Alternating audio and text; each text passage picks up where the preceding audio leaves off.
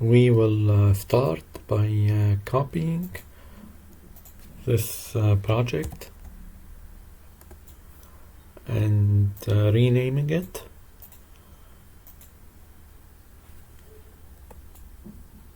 and let's delete the database,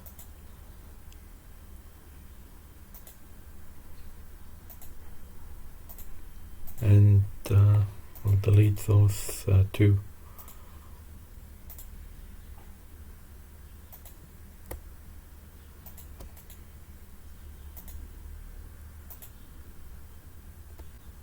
And here we will have those three file directories, and this one contains those three .csv files.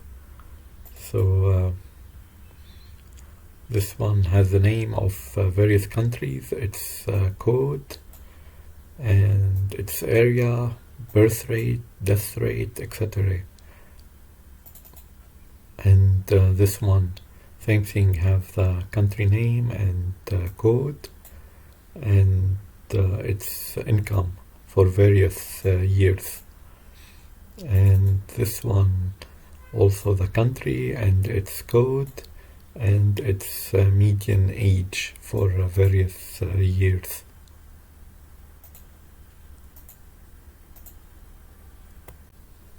And in metadata we'll have those three directories also.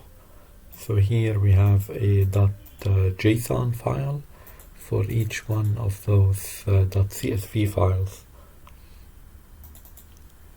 So the name is a text, the code is a text, and the area is an integer, this one is a real, etc.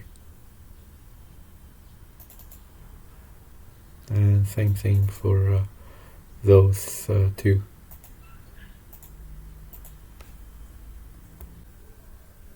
And let's go ahead and create the database. So we'll run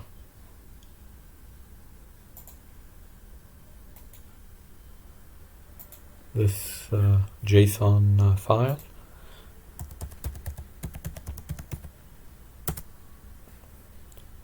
So that directory has three .csv files, and three tables were created.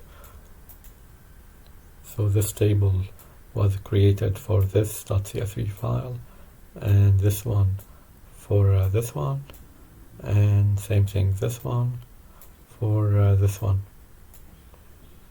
And this table was created using data from country.csv and its associated JSON metadata file. Same for the other two tables. And if we go ahead and run the application, and we'll have this SQL join statement.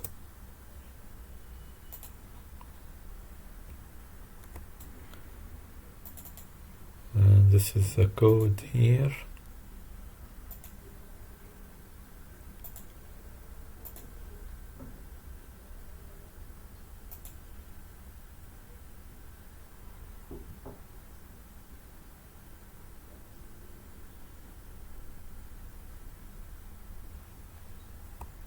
So we did a join operation on those three tables, country and income and median age, and we picked countries with populations above 30 million and median income above 5,000, and we sort the result by descending median income.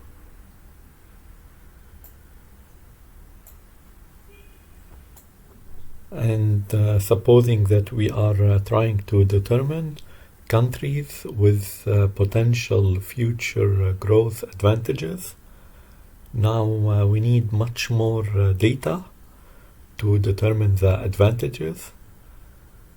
But here, basically, large population is a potential growth advantage.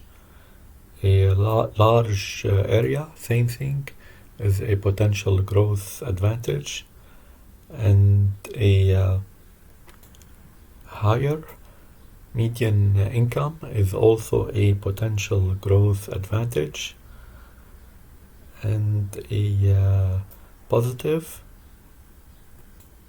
or a comparatively more positive population growth rate is a potential future growth advantage, and a lower median age is also a potential growth advantage. Now, much more factors goes into determining future growth advantages and ranking of countries, but for the purpose of this prototype project, we are starting with this limited data. Now here, other than the ability to quickly run SQL queries on .csv data, future versions of this application will add machine learning features that will allow much deeper analysis and forecasting. So the goal is to slowly add more features to future versions of this application until we end up with a simple, lightweight, and generic forecasting engine.